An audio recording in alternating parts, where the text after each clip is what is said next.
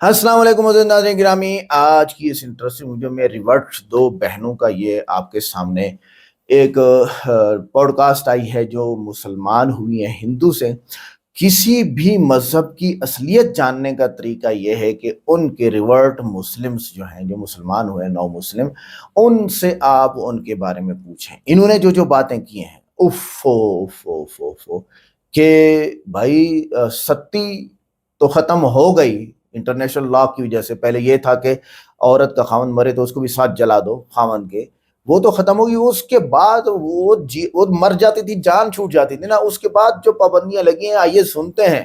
وہ زندہ لاش عورت ہوتی ہے سفید لباس میں۔ اس کے علاوہ جو عورت کے مقام اسلام نے دیا اور ہندو مذہب میں آج بھی نہیں ہے، اس کے علاوہ جو گیتا کے بارے میں انہوں نے بات کی، اس کے علاوہ جو غلطیاں وہاں ہیں اور اسلام میں جو اچھائیاں ہیں، ایک پوائنٹ وہ جو انہوں نے بیان کیا کہ ہمیں مسلمان ہونے پر مجبور کیا جس نے، وہ سنتے ہیں ان کی زبانی۔ آئیے دیکھتے ہیں۔ ویڈیو کو لائک کریں، چینل کو سبسکرائب کریں، ویڈیو کو WhatsApp پہ ضرور شیئر کریں، کمنٹ کر کے بتائیے گا ویڈیو کیسی لگی۔ میں آپ سے اگر پوچھوں کہ اسلام میں سب سے جس نے آپ کو متاثر کیا، وہ کون سا ایسا پہلو تھا کہ جس کی وجہ سے آپ نے یہ فیصلہ کیا کہ میں اسلام قبول کر لوں گی؟ اسلام قبول کرنے کا سب سے متاثر کن یہ تھا کہ وہ ایک خدا کو مانتے ہیں۔ ہمارے ہندو مذہب میں تریمورتی کو مانا جاتا ہے اور ان کے 33 کروڑ آگے اوتار ہیں۔ 33 کروڑ میں سے آپ نے کم سے کم کتنے خداؤں کو دیکھا ہے؟ یہ کتنے خداؤں کی مورتیاں آپ کے یہاں موجود ہیں؟ چند کوئی دیکھا ہوا ہے۔ اگر ہم دیکھنے بیٹھ جائے روز ایک کو تو 33 کروڑ دن 33 چاہیے۔ کروڑ نہیں دیکھے جائیں۔ ماشاء اللہ۔ یعنی آپ نے فرمایا کہ سب سے اسلام میں متاثر کن جو چیز ہے وہ تصور توحید ہے۔ ثانیہ، اسلام میں آپ کون سی ایسی چیز ہے جس سے سب سے زیادہ متاثر تھی؟ اسلام میں متاثر اس بات سے ہوئے ہیں کہ وہ ایک خدا کو مانتے ہیں، ایک خدا کی عبادت کرتے ہیں۔ مزید یہ کہ اسلام میں عورت کو اتنا بلند مقام دیا ہوا ہے کہ کوئی بھی عورت اگر اس کا مطالعہ کرے تو وہ کسی اور مذہب میں رہنا نہ چاہے۔ ماشاء اللہ ماشاء اللہ۔ اللہ سبحانہ تعالیٰ جو ہے وہ آپ کو جزائے خیر عطا فرمائے۔ زہرا، ہندو مت میں عورت کا کیا مقام ہے؟ ہندو مذہب میں یہ ہے کہ وہ عورت کو پیدا ہی اس لیے کیا جاتا ہے کہ وہ مرد کی خدمت کرے۔ پہلے عورت جب شوہر مطلب کہ فوت ہو جاتے تھے نا تو ان کے ساتھ ہی عورت کو بھی جلایا جاتا تھا، جس کو ستی کہتے ہیں۔ جی، جس کو ستی کہتے ہیں۔ جب ستی کا یہ ختم ہو گیا تو اس کے بعد اب جو ہے نا شوہر کے مرنے کے بعد جو ہے عورت کو بیوہ قرار دیا جاتا ہے۔ سفید لباس، نہ وہ کسی خوشی میں شریک ہو سکتی ہے، نہ ایون دو کہ میرا خیال ہے میک اپ شیک اپ کرنے کی بھی، زیورات پہننے کی بھی اجازت نہیں ہے۔ یعنی وہ جس مقصد کے لیے پیدا کی گئی تھی، جب اس کا شوہر ہی اس دنیا سے چلا گیا تو بس ٹھیک ہے، اب تو وہ دنیا کے اوپر بوجھ ہے۔ پہلے وہ جلا دیتے تھے، اب انہوں نے کہا اچھا بھی جلانا اگر یہ ہیومن رائٹس کے اگینسٹ ہے تو ٹھیک ہے پھر، لیکن یہ بھی تو کوئی ان کے حقوق نہیں ہے۔ مزید یہ کہ ہندو مت میں عورت کو کوئی خاص مقام نہیں دیا گیا، حالانکہ اس میں کافی زیادہ دیویاں ہیں، لیکن عورت کو جھوٹ کی مانت مانا گیا ہے، یعنی مکر سے تعبیر، جی مکر سے تعبیر کیا گیا ہے۔ اللہ پاک نے خواتین کے لیے کچھ ایام رکھے ہیں ہندو مت میں، جب ان ایام میں نہ تو وہ کسی کو چھو سکتی ہیں۔ اچھا، خواتین ان ایام میں کسی کو ہاتھ بھی نہیں لگا سکتی، جی، نہ چھو سکتی ہیں، نہ کسی سے بات کر سکتی ہیں، نہ وہ ان کے ہاتھ پہ کوئی کھانا کھا سکتی۔ ان کی مذہبی کتابوں میں ان چیزوں سے منع کیا گیا۔ یہودیت میں بھی یہی تصور ہے، بلکہ ان کے لیے تو بالکل الگ تھلگ جگہیں ہوتی ہیں، ان کو ان دنوں میں جو ہے وہاں الگ تھلگ رکھا جاتا ہے، وہ کسی چیز کو ہاتھ نہیں لگا سکتی، کھانا پینا گویا کہ بالکل وہ اچھوت ہیں۔ اب ان سے جو ہے وہ آپ بالکل اپنا قطع تعلق ہو جائیں گے۔ تو یہ ایک چیز ہے جو یہودیت میں بھی اور ہندو مت میں سملر ہے۔ یہی وہ چیزیں تھیں جنہوں نے ہمیں مجبور کیا سوچنے پر کہ ہندو مت کیسا دین ہے جس میں خواتین کو قدر کی نگاہ سے نہیں دیکھا جاتا۔ صرف یہی نہیں کہ ہندو مذہب عورت کو خاص مقام نہیں دیتا، اس کے برعکس اسلام عورت کو بہت خاص مقام دیتا ہے۔ یہی وجہ ہے جو دنیا میں اسلام قبول کرنے کی تعداد ہے وہ زیادہ خواتین کی ہے۔ ہاں الحمدللہ، بالکل۔ میں تو اکثر یہ بات کہتا ہوں کہ دنیا میں اکثر اسلام قبول کرنے والے جو ہیں وہ اس میں خواتین ہیں، الحمدللہ۔ جب آپ ہندو تھے تو طریقہ عبادت کیا تھا آپ کے یہاں؟ ہمارے یہاں یہی رواج ہے کہ ہمیں مندر جایا جاتا ہے، ادھر جا کے بتوں کی پوجا کی جاتی ہے، مورتیوں کی، تو ان کے آگے پوجا کی جاتی ہے اور एशिया रखी जाती हैं खाने पीने की, जिसे दूध- बाद में प्रसाद के जी, तौर पे प्रसाद के इंसान तौर- ही खुद खा जाते जी हैं। जी बाज़ चीज़ें तो हैं जो पानी में बहा दी जी, जाती हैं, जैसे दूध वगैरह है ये। जी तो वैसे जिनके आगे यानी ये जो नारियल होता है या कीमती अशिया होती हैं वो मूर्तियों के आगे रखी जाती हैं, तो मूर्तियाँ वैसे उसको खाती भी हैं? नहीं यानी ना वो खा सकती हैं, ना वो बोल सकती हैं, जी। ना वो मांग सकती हैं। जी यानी ये हमारी अकल पे मातम करने का एक मुकाम है वो कि खुद बनाई हुई है यानी मूर्तियाँ हम अपने अपने हाथों से। हाथों से ही उनको बना के जी। उनकी पूजा शुरू कर देते हैं, उनके आगे खाना रखते हैं और बाद में जब सारे लोग चले जाते हैं तो वही खाना हम खुद खा लेते हैं। जी तो ये यानी बड़ी अजीब सूरत हाल है। खाना तो दूर, अगर इनके आगे कोई जानवर यानी कुत्ता, बिल्ली या चूहा कोई आके बोलो ब्रास भी काट जाए तो ये खुद उससे अपने आप को पाक भी नहीं कर सकते हैं। सच्ची बात है कि क्या बेहिसी है। जी बल्कि मुझे याद है कि कराची में एक खातून ने इस्लाम कबूल किया, तो मैंने उनसे पूछा कि इस्लाम कबूल करने की क्या वजह बनी, तो उन्होंने कहा कि मैं मंदिर में ज़िम्मेदारी अदा करती थी और एक दिन मैंने देखा कि एक बिल्ली ने जो है वो पखाना कर दिया मूर्ति के बिल्कुल करीब। जी तो मैंने कहा कि जो देवता अपने आप को इस गंदगी से पाक नहीं कर सकते वो हमें गुनाहों से कैसे पाक करेंगे। तो हम यानी किस हैसियत से अपने गुनाहों की मुआफ़ी इनसे मांगते हैं कि जो अपने जी। आप को इस तरह की गंदगियों से पाक नहीं कर सकते। ये हिंदू मत पे कोई तनकीद नहीं है जो हम कर रहे हैं, ये वो हकायक हैं जो दूसरों को बताना बहुत ज़रूरी है। बिल्कुल सही बात है, ये एक हकीकत है, इससे जी। नज़रें नहीं चुराई जा सकती। और मेरा ख्याल है कि हमारे हिंदू बहन भाई ख़ासकर जो पाकिस्तान में हैं, हिंदुस्तान में या जहाँ भी दुनिया में, उनको ज़रा देखना चाहिए कि क्या वाक़यातन जिसकी हम इबादत करते हैं, जिसे हम मांगते हैं, जिसे हम हाजतें पूरी करवाते हैं, जी वो इतने कमज़ोर हैं। अल्लाह सुब्हानहू व तआला फरमाते हैं कि ये इतने कमज़ोर हैं कि इनके आगे से अगर कोई मक्खी खाना भी ले लेना तो ये उससे अपना खाना भी वापस नहीं ले सकते। जी तो अल्लाह सुब्हानहू व तआला फरमाते हैं कि जिससे मांगा जा रहा है और जो मांग रहा है, तालिब और मतलूब दोनों ही जो है वो इस कदर कमज़ोर हैं जी कि ना देने वाला दे सकता है ना लेने वाला उससे ले सकता है। जी। तो कैसी बेहिसी है। अल्लाह हमें इस पे गौर करने की तौफीक अता फरमाए। ज़ाहरा, हिंदू मत में जो बुनियादी किताबें हैं जिनसे रहनुमाई लेते हैं, जिनको पढ़ते हैं, वो कौन कौन सी हैं? किताबें तो कई तरह की हैं, उनमें जो बुनियादी किताबें हैं उनके 4 वेद हैं, ऋग्वेद, यजुर्वेद, अथर्ववेद और सामवेद। मज़ीद जो इसमें 2 किताबें हैं जो बड़ी अहमियत की हामिल हैं, वो रामायण है एक और एक गीता है। ये किताबें आप पढ़ते भी हैं या बस आप लोगों ने भी जो है वो बरकत के लिए घरों में रखी हुई हैं? नहीं, संस्कृत हमें आती नहीं क्योंकि हम पाकिस्तान में रहते हैं, मगर उर्दू हमें आती है, उर्दू में हम कभी कभी पढ़ लेते हैं। अच्छा, जी तो आप यकीनन आपने पढ़ी होंगी, तो आपको समझ भी आती थी या बस ऊपर से गुजर जाती है? उर्दू में है तो कुछ कुछ समझ आ जाती है। अच्छा, अल्हम्दुलिल्लाह। सानिया, यकीनन आप लोगों ने इस्लाम कबूल किया है, तो इस्लाम का जो है वो अक़ायद व नज़रियात, उसकी इबादत और उसमें जो किताब का तसव्वुर है, वही का तसव्वुर है, वो भी आपने पढ़ा होगा। इस्लाम में जो किताब का तसव्वुर है, कुरान का तसव्वुर है, इसको आप कैसे देखते हैं? हिंदू मत में जहाँ बहुत ज़्यादा खुदाओं का तसव्वुर है, वहाँ ही उनकी बहुत सारी किताबें हैं जो इंसान को कंफ्यूज कर देती हैं कि वो किसकी पैरवी करें। किसी किताब में किसी के बारे में बताया हुआ कि इसकी पैरवी करें, इसको माने, कि दूसरी किताब में दूसरे खुदा का बताया हुआ कि इसको माने। तो इसी वजह से इंसान कंफ्यूज हो जाता है कि कौन सी पढ़े और किसको माने।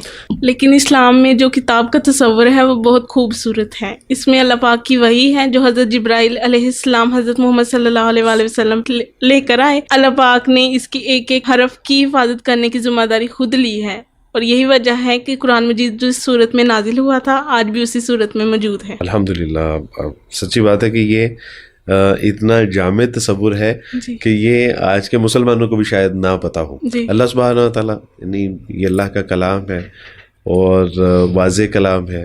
जिब्राइल लेके नाजिल हुए मोहम्मद सल्लल्लाहु अलैहि वसल्लम पे वही लेके, और इन्ना नहनु नज़्ज़लना ज़िक्र व इन्ना लहु लहाफ़िज़ून। ना सिर्फ ये कि अल्लाह सुब्हानहू व तआला ने इसकी हिफाजत का ज़िम्मा लिया, बल्कि अल्लाह सुब्हानहू व तआला ने तो चैलेंज भी किया है कि इन कुंतुम फ़ी रैबिम मिम्मा नज़्ज़लना अला अब्दिना फ़अतू बिसूरतिम मिन मिस्लिही।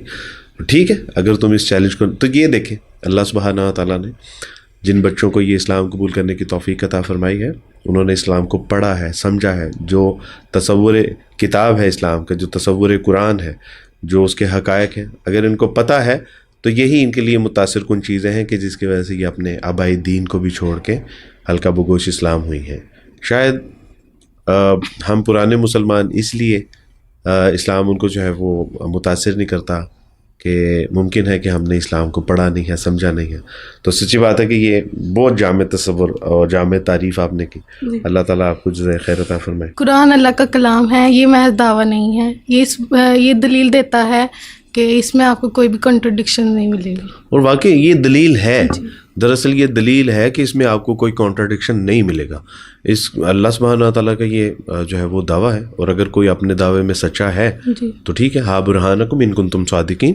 اگر تم اپنے دعوے میں سچے ہو کہ اس میں کوئی تضاد ہے یا یہ اللہ کا کلام، تو پھر دلیل پیش کرو. اور اس کی تعلیمات بہت واضح ہیں کہ ایک اللہ پر ایمان لانا ہے، تمام نبی اکرام پر ایمان لانا ہے، تمام آسمانی کتابوں پر ایمان لانا ہے. الحمدللہ حلال اور حرام میں فرق بتایا ہے. الحمدللہ بالکل. بلکہ اللہ سبحانہ تعالیٰ جب فرماتے ہیں کہ الیوم اکملت لکم دینکم واتممت علیکم نعمتی ورضیت لکم الاسلام دینا، کہ ہم نے تمہارے لیے تمہارا دین مکمل کر دیا ہے اور اس نعمت کو بطور دین تمہارے لیے پسند کر لیا. اور نبی علیہ السلام کی ایک بہت خوبصورت حدیث ہے، آپ نے فرمایا کہ ترکتکم علی ملت بیضاء لیلھا کنہاریھا، کہ میں تمہیں ایک ایسی ملت پہ چھوڑ کے جا رہا ہوں کہ جس کی سیاہ رات بھی دن کی طرح روشن ہے. تو بالکل یہ کتاب مبینہ ہے، یہ فرقان ہے، یہ حق اور باطل کو الگ الگ کرنے والی ہے. تو الحمدللہ اللہ سبحانہ تعالیٰ آپ لوگوں کو جزائے خیر عطا فرمائے.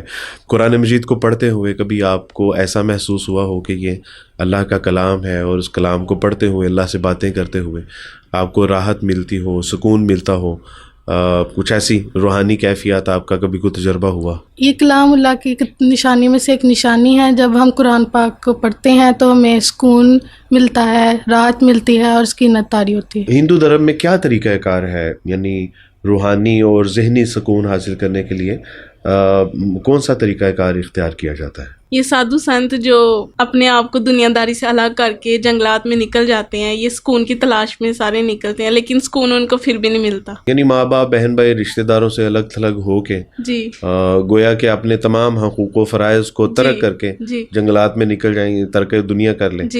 تو لیکن پھر بھی سکون مل جاتا ہے اسے؟ نہیں، سکون پھر بھی نہیں ملتا ان کو. سکون کا تعلق ہے روح سے، اور روح کا تعلق ہے آسمان والے سے. لیکن جب تک آسمان والے کو نہیں مانیں گے اور اس کی نہیں مانیں گے، سکون کہاں سے ملنا ہے؟ اللہ اکبر کبیرہ. اللہ سبحانہ تعالیٰ قرآن میں ارشاد فرماتے ہیں الا بذکر اللہ تطمئن القلوب.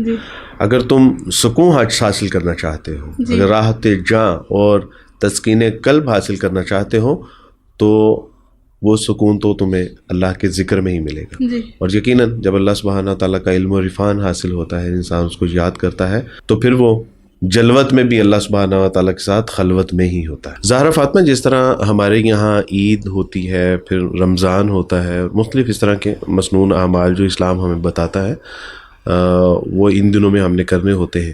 آپ کے یہاں معروف جو تہوار ہیں آپ بتائیں گے کہ وہ کون سے ہیں، کیا ہوتا ہے وہاں پہ؟ جی، دیوالی، لوئی مناتے ہیں، اور ہولی، نوراتر، اور کروا چوتھ، اور رکشا بندھن.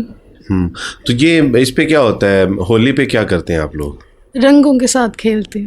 یہ ہمارا مذہبی تہوار ہے، اور ہمیں بہت حیرانگی ہوتی ہے جب ہم دیکھتے ہیں کہ کالجز میں، یونیورسٹیز میں یہ تہوار مناتے ہیں مسلمان.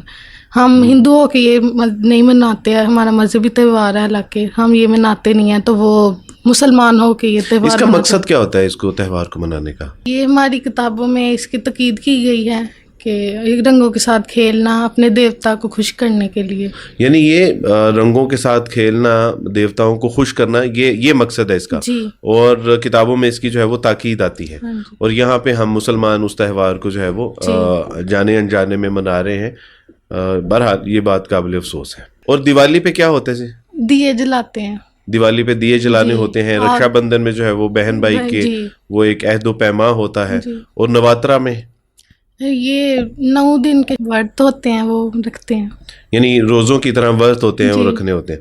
آپ کے یہاں بھی یہ بات ہے کہ جب آپ ورت رکھتے تھے تو کچھ کھانا پینا نہیں ہوتا تھا؟ نہیں، رات کو جب چاند نکلے تو پھر کھانا پینا اس کے ساتھ. تو کروا چوتھ بھی تو کچھ اسی طرح کی ایک رسم تھی کہ وہ شادی شدہ عورتیں رکھتی ہیں. اچھا، وہ شادی شدہ عورتوں کے لیے ہے. ثانیہ، پاکستان میں تقریباً کتنے ہندو آباد ہیں؟ پاکستان میں کم و بیش 50 لاکھ کے قریب ہندو آباد ہیں. زیادہ ان کی تعداد جو ہے وہ کن علاقوں میں پائی جاتی ہے؟ سب سے زیادہ تعداد سندھ میں پائی جاتی ہے، اور اس کے بعد سیالکوٹ, یہ ظفروال, نارووال, ان علاقوں میں جی پائی جاتی ہے. اور ظاہر ہے پھر تھوڑی تھوڑی تعداد میں تو پھر جی پاکستان کے مختلف علاقوں میں یہ پائے جاتے ہیں. جی ظاہر فاطمہ, کیا سمجھتے ہیں کہ پاکستان میں رہنے والے ہندو جو ہیں مسلمانوں کی طرف سے کسی طرح کے مسائل کا سامنا ہے ان کو؟ الحمدللہ کافی عرصے سے ہم پاکستان میں ہندو کمیونٹی کی حیثیت سے رہ رہے ہیں, کبھی ایسا نہیں ہوا کہ مسلمانوں کی طرف سے کوئی برے رویے کا سامنا ہوا ہو. الحمدللہ. لیکن کہا جاتا ہے کہ پاکستان میں اقلیتیں جو ہیں وہ غیر محفوظ ہیں, ہندو ہوں عیسائی ہوں, تو یہ جو ہے وہ یہاں پہ ان کے لیے مسائل ہیں. نہیں, ایسی تو کوئی بات نہیں ہے, ہمیں تو پورے حقوق ملتے ہیں ادھر پاکستان میں. یہ محض ایک پروپیگنڈا ہے, جیسے ہمارے پڑوسی ملک ہندوستان میں اقلیتوں کے ساتھ ہو رہا ہے. الحمدللہ پاکستان میں تو ایسی کوئی صورتحال نہیں ہے. الحمدللہ, اللہ کا شکر ہے. اور میرا خیال ہے کہ آپ ہندو کمیونٹی سے تعلق رکھتی تھیں جی, اور آپ کی گواہی سب سے زیادہ معتبر ہوگی, جی بجائے یہ کہ ہم جو ہے وہ اسلام کے قصیدے پڑھتے رہیں, مسلمانوں کے قصیدے پڑھتے رہیں. تو لیکن جب کوئی غیر مسلم یا اقلیتیں جب اسلام کی, مسلمانوں کے بارے میں یا پاکستان کے بارے میں کوئی بات کرتی ہیں تو میرا خیال ہے کہ یہ زیادہ اوتھینٹک بات ہوتی ہے. جی. ثانیہ, آج بھی جو پاکستان میں ہندو کمیونٹی ہے وہ اپنے مردوں کو جلاتے ہی ہیں یا کچھ لوگ جو ہیں وہ دفناتے بھی ہیں؟ جی بالکل, آج بھی ہندو مت میں مردوں کو جلایا جاتا ہے. لیکن جہاں پہ شمشان گھاٹ نہیں ہوتے وہاں پاکستان میں ہندو اکثریت جہاں رہتی ہے وہاں شمشان گھاٹ ہوتے ہیں اور وہاں ہی چتا کا انتم سنسکار کیا جاتا ہے.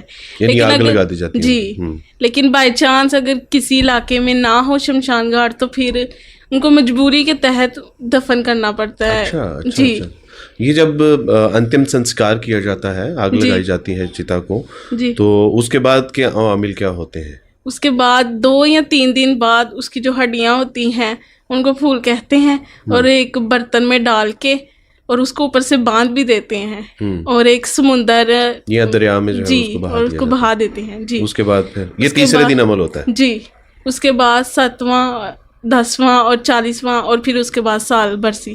زہرا فاطمہ, آپ کے خاندان کا تعلق کس ذات کے ساتھ تھا؟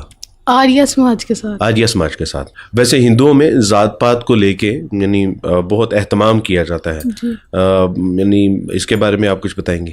ہمارے یہاں سب سے اونچی ذات برہمن کی ہے, اور ان کو دیوتا کی اولاد سمجھا جاتا ہے, اور سب سے نچلی ذات شودر ہے, ان کو برہمن کی خدمت کے لیے پیدا کیا ہے, یہ سمجھا جاتا ہے. اور ان کے کوئی جان مال لوٹ لے تو ان سے کوئی یعنی جان مال عزت آبرو اگر مجروح کی جائے تو چونکہ پیدا ہی ان کی خدمت کے لیے کیے گئے ہیں. ہندوستان میں جو سب سے زیادہ یعنی اسلام قبول کرنے والوں کی تعداد ہے وہ یہ شودر ہی ہیں. چونکہ اسلام میں الحمدللہ اللہ کا شکر ہے کہ کوئی ذات پات کا تصور نہیں ہے. نبی علیہ السلام نے فرمایا کہ تم میں کوئی یعنی کسی کالے کو گورے کے اوپر, گورے کو کالے کے اوپر, امیر کو غریب کے اوپر, غریب کو امیر, کوئی فوقیت نہیں ہے. اگر کسی کو کوئی فوقیت ہے تو وہ ہے جو اللہ سے زیادہ ڈرنے والا ہے, اللہ کا تقوی اختیار کرنے والا, اس کی عبادت کرنے والا ہے. تو شاید یہی وجہ ہے کہ جب غیر مسلموں کو پتہ چلتا ہے کہ اسلام میں کچھ اس طرح کی رسم و رواج نہیں ہے تو الحمدللہ زیادہ متاثر ہوتے ہیں اس سے. الحمدللہ اسلام میں تو جو ہے وہ نکاح ہوتا ہے, جب 2 لوگ شادی کے بندھن میں بنتے ہیں, نکاح ہوتا ہے, مسجد میں ہوتا ہے, اور اس کے بعد ایک ولیمہ ہے. تو دیٹس ویری سمپل. لیکن ہندو مت میں جو ہے وہ شادی بیاہ کا کیا تصور ہے؟ کبھی آپ کو دیکھنے کا, جانے کا یقیناً موقع ملا ہوگا, تو اس کے حوالے سے کیا آپ بتانا چاہیں گے؟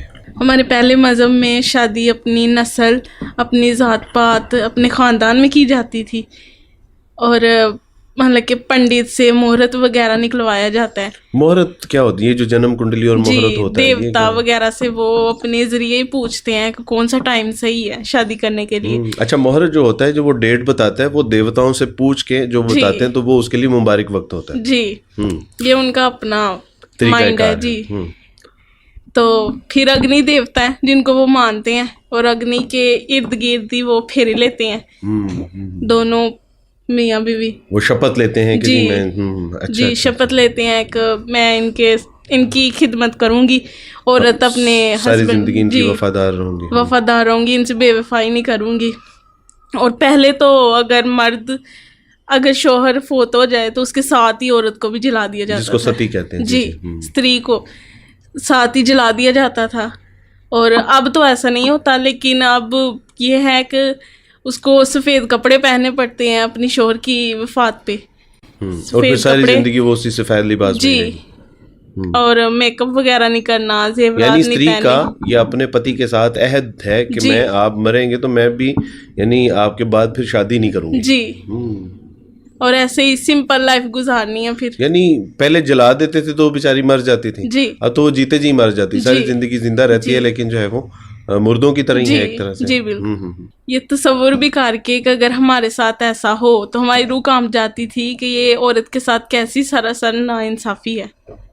بالکل صحیح بات ہے.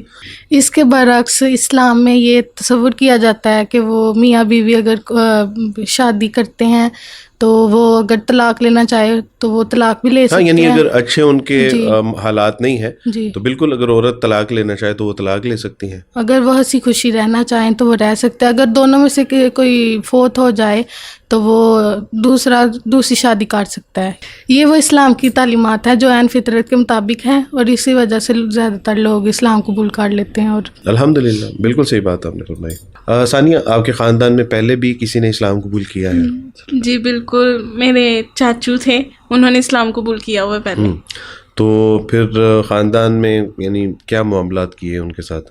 خاندان نے پہلے ہی وہ الگ ہو گئے تھے شادی کے تھوڑی دیر بعد ہی, پھر وہ اپنی فیملی کے ساتھ مسلمان ہو گئے, انہوں نے اسلام قبول کر لیا. لیکن شروع میں ہوئے تھے, انہوں نے گھر والوں نے نہیں بلایا, دادی لوگوں نے پاپا لوگوں نے ان کو نہیں بلایا, لیکن اب ملاقات ہوتی ہے, ان سے بات چیت بھی ہوتی ہے. اچھا, الحمدللہ ماشاء اللہ. تو آپ کے اسلام قبول کرنے کی خبر ہے ان کو؟ نہیں, ابھی ہمیں کوئی معلومات نہیں ہے اس بارے میں.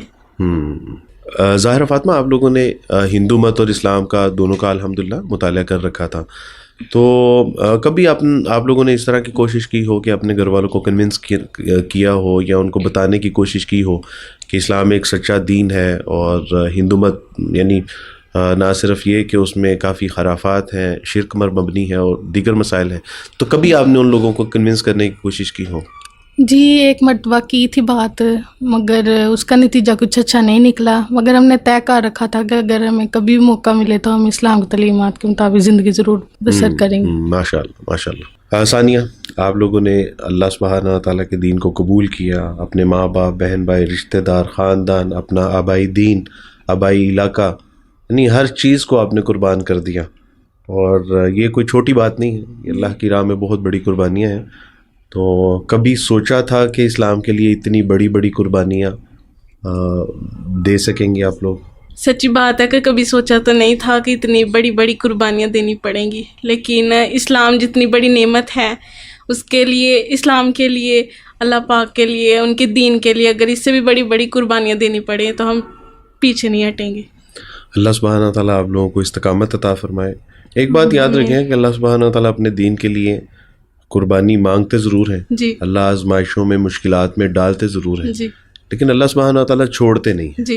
تو انشاءاللہ اللہ سبحانہ تعالیٰ ہمارے ساتھ ہیں, ان اللہ ہمانا, اللہ ہمارے ساتھ ہیں انشاءاللہ. اللہ سبحانہ تعالیٰ کبھی ہمیں تنہا نہیں چھوڑیں گے انشاءاللہ. ظاہرہ فاطمہ, اسلام میں آنے کے بعد کیسا محسوس کر رہی ہیں آپ؟ الحمدللہ میں خوش ہوں, اطمینان ہے, قلبی روحانی سکون ہے کہ میں نے اللہ کا دین قبول کیا, اس لیے کہ میں نے اپنے اللہ پاک کو پہچانا ہے, جانا ہے, اور اس پر ایمان لے کر آئی ہوں. ان کی آخری کتاب قرآن مجید پر ایمان لے کر آئی ہوں, ان کے آخری نبی حضرت محمد صلی اللہ علیہ وسلم پر ایمان لے کر آئی ہوں, اس لیے میں اتنا خوش اور اطمینان میں ہوں. اب اگر مجھے موت بھی آ جائے تو مجھے کوئی پرواہ نہیں, کیونکہ میں نے اللہ پاک کے ساتھ بے وفائی نہیں کی. الحمدللہ. جب آپ نے ہندو مت کا مطالعہ کیا, اس سے آپ بیزار ہوئیں, تو اسلام ہی کیوں؟ یعنی سیالکوٹ پٹی سائڈ پہ تو عیسائیت بھی بہت بڑا مذہب ہے, اس کو کیوں قبول نہیں کیا؟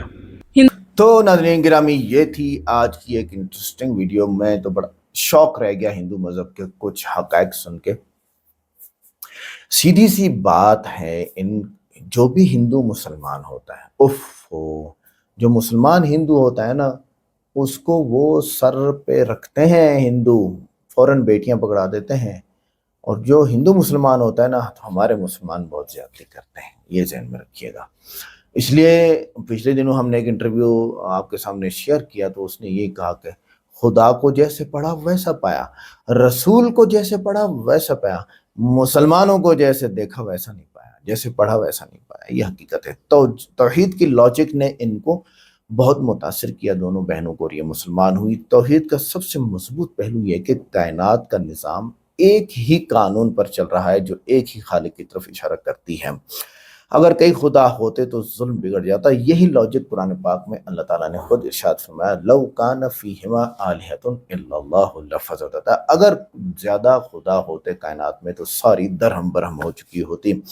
اچھا، اسلام میں عورت کا مقام اور جو اسلام سے پہلے عورت کو بے مقامی اور ظلم کیا گیا وہ آپ کے سامنے آتے ہیں. اسلام سے پہلے بیوہ عورت کو منحوس سمجھا جاتا تھا اور سخت زندگی دی جاتی تھی. جیسے ہندو مذہب میں بھی اسی طرح ہے. اسلام نے بیوہ کو عزت دی اور اس کے دوبارہ شادی کو جائز بلکہ پسندیدہ قرار دیا. اچھا، والذین یتوفون منکم ویذرون ازواجا یتربصن بانفسہن اربعۃ اشہر وعشرہ. جن عورتوں کے خاوند فوت ہو جائیں تو 4 مہینے 10 دن وہ سوگ منائیں گی، یعنی غم میں رہیں گی. خوشبو نہیں لگا سکتی، نئے کپڑے نہیں پہن سکتی، گھر سے باہر نہیں نکل سکتی.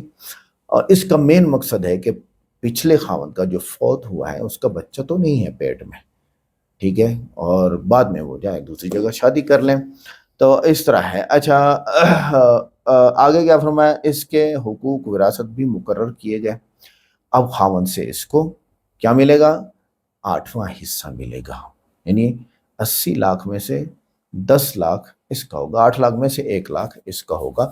یہ حق دیا گیا اس عورت کو. اب اس کا یہ مطلب نہیں ہے کہ کوئی عورت مسلمان ہو اور وہ اپنے خاوند کی مرنے کی دعائیں کرتی ہوں، نہیں. ہاں، ایسے قصے موجود ہے، زہر دے دیا، جائیداد ہڑپ کر لی، موجود ہے. یہ تو پھر اسلام نہ ہوا نا. اچھا، بیٹی کی قدر. قدیم زمانے میں بیٹی کو زندہ دفن کیا جاتا تھا. مجھے ایک صحابی کا وہ واقعہ یاد آ رہا ہے. رسول اللہ صلی اللہ علیہ وسلم کے سامنے بیٹھ کے یا رسول اللہ میرا یہ گناہ معاف ہوگا، میرا یہ گناہ معاف ہوگا کہ میں اپنی بیٹی کو زندہ دفن کرنے کے لیے لے جا رہا تھا اور بیلچہ اس کے ہاتھ میں تھا، اور جب میں نے اسے قبر کھودنے کے لیے بٹھایا پاس میں تو وہ میرا پسینہ بھی پہنچنے آیا کر رہی تھی اور میں نے اسے زندہ دفن کر دیا. تو رسول اللہ صلی اللہ علیہ وسلم نے شافنا الاسلام یہدم ما کان قبلہ، کہ اسلام اپنے سے پہلے سارے گناہوں کو جتنے بڑے ہوں، جتنے یار شرک سے بڑا کوئی گناہ ہے؟ بچی کو زندہ دفن کرنا ہے چھوٹا گناہ ہے شرک کے سامنے، وہ معاف ہو جاتا ہے. تو یہ کتنا معاف ہو گیا.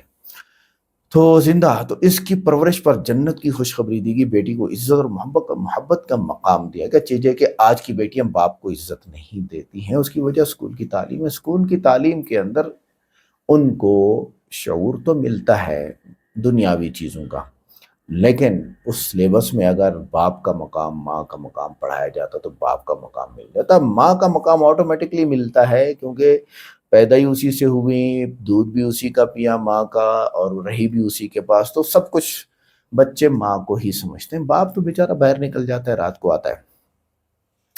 اچھا، آگے پہلے عورت کو وراثت سے محروم کیا جاتا تھا. اسلام سے پہلے اسلام نے واضح حصہ مقرر کیا. ماں، بیوی، بیٹی سب کو حق دیا. اچھا، عجیب بات یہ بتاؤں کہ بیٹی بھائی کے ساتھ، بیٹے کے ساتھ آدھے حصے کی حقدار ہے. دیکھیں، اگر 2 لاکھ ملے گا بیٹے کو تو 1 بیٹی کو ملے گا. اچھا، ایک پھر بعض لوگ اعتراض کرتے ہیں جی بیٹی کو پھر کیوں کم دیا بھائی سے؟ بھائی کے اوپر 4 عورتوں کی ذمہ داری ہے. ماں کا خیال رکھے گا، باپ مرا ہے نا، اور بھائی کا، ماں کا خیال رکھے گا، بہن کا خیال رکھے گا، اپنی بیوی کا بھی خیال رکھے گا، اپنی بیٹی کا بھی خیال رکھے گا، تو اس کو تو ڈبل ملتا ہے. اور یہ جو عورت کو، اس کی بہن کو آدھا ملا ہے، اس کا خیال رکھنے والا تو اس کا خاوند ہے. اس کا خیال رکھنے والا اگر اس کا بیٹا ہوا تو وہ بھی رکھے گا. اس کا خیال رکھنے والا یہی بھائی بھی تو موجود ہے، دوبارہ خیال رکھتا ہے. تو یہ چیزیں مد نظر رکھتے ہوئے اسلام نے بڑے ہی انصاف کے طریقے سے عورت کو حق دیے ہیں. نکاح میں رضامندی پہلے نہیں تھی، آج بھی ہندو مذہب میں شاید نہیں ہے، لیکن کیونکہ جدید دور ہے تو فرق آیا ہے. پہلے عورت کی مرضی کی کوئی اہمیت نہیں تھی. اسلام نے نکاح کے لیے اس کی رضا ضروری قرار دی. زبردستی نکاح کو ناجائز بھی قرار دیا ہے. اسے اپنی زندگی کا فیصلہ کرنے کا حق ہے، بالکل حق ہے. ہاں، ماں باپ پہ چھوڑے گی تو سکھی رہے گی، اور اپنی مرضی سے فیصلے کرے گی تو یہ دکھی رہے گی، اور ایسا ہوا ہے. ابھی بھی میں ایک انٹرویو دیکھ رہا تھا بچی کا انڈیا میں، انسٹاگرام پہ دوستی ہوئی اور وہ رحمان بتاتا تھا، اصل میں وہ ہندو تھا.